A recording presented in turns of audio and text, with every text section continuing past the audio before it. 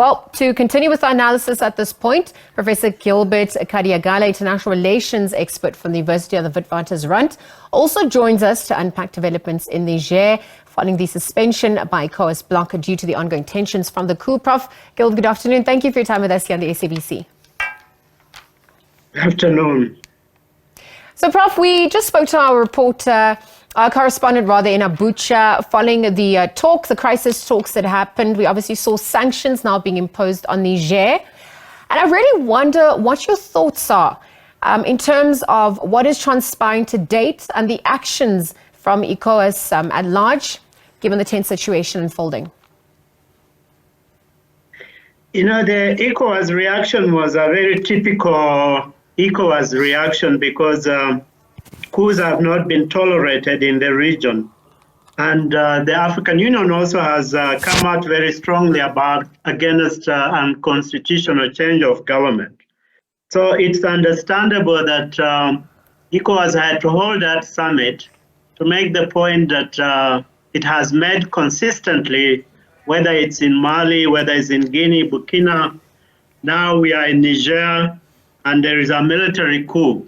So the typical response is to say, we are going to suspend you from participation in the organization. The African Union is going to do the same, but we are also going to begin to apply sanctions against Niger because it has convened one of the key principles of ECOWAS.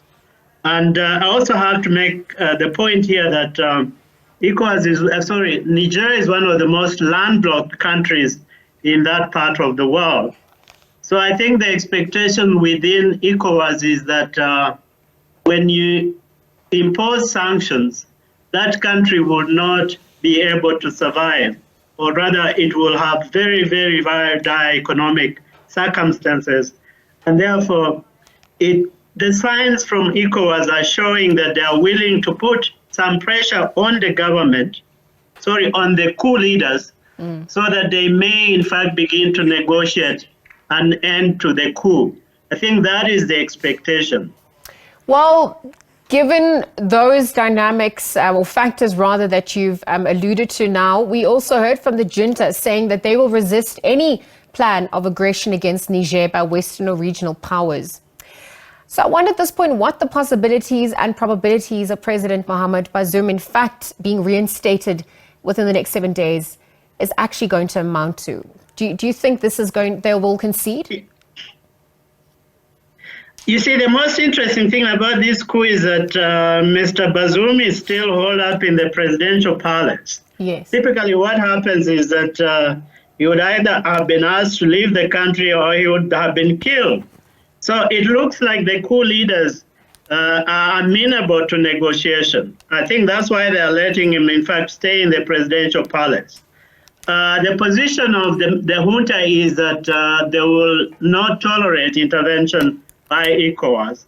And I think ECOWAS also recognizes that this is not going to be an easy military invasion. It's not going to be like Gambia in 2017, even though Niger is equally as vulnerable as the Gambia, although it's a larger country.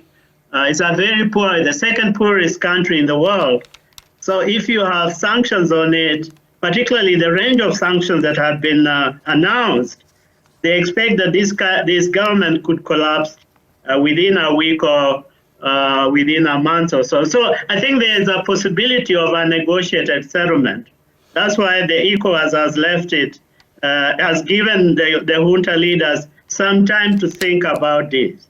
But it's also understandable that the military would be taking that kind of step, that they don't really want ECOWAS to intervene.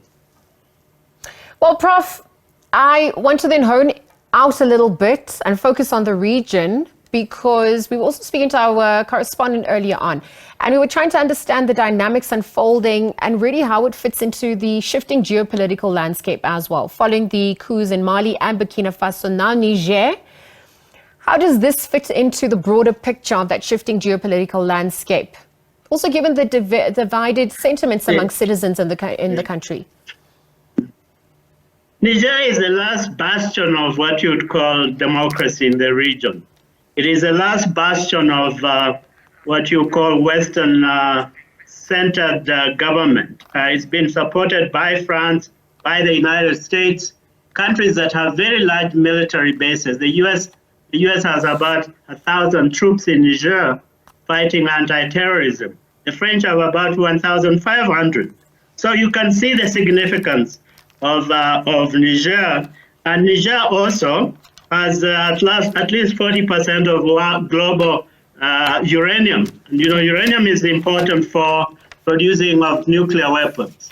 So the thinking within the West is that if Niger is lost, it is going to be a very big disadvantage on the part of the Western countries. On the other hand, there's been discussion about Russian encroachment in that region, taking over from the French. We saw that in Mali, and then, of course, Burkina Faso, the Wagner Group making a lot of inroads in that region.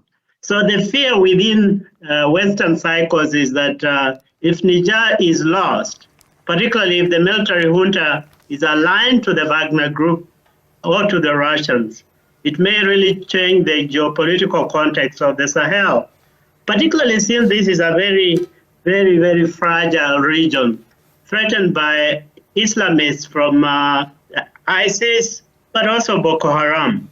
So the issue here is that where is the leaning of the junta? Is it leaning against Russia or against the West? But I can see that down the road, the Wagner Group and Russia would really be interested in seizing control of Niger, because they have already made inroads in the other two major powers in the Sahel, Mali and Burkina Faso. So it's a very dangerous moment as we speak. But on the population, I think it's acceptable. It's understandable that there will be divisions among the population.